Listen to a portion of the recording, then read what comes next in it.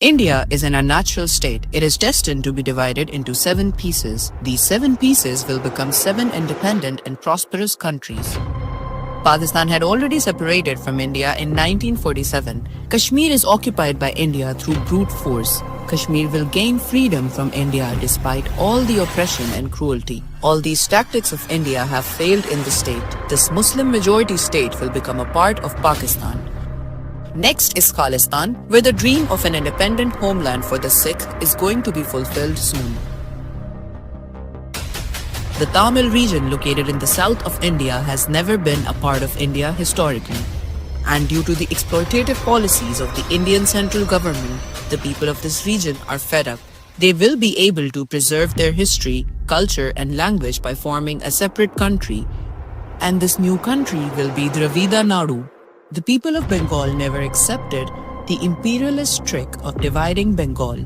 The Brahmin racists of North India always look down on Bengalis, and the brave Bengalis want eternal freedom from this hatred, and the new state will be Greater Bengal.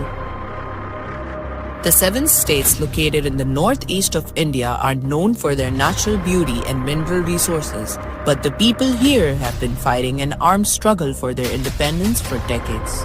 The armed movement in Manipur and Nagaland is nearing its end. These states will together form a new country, the 7 Sisters.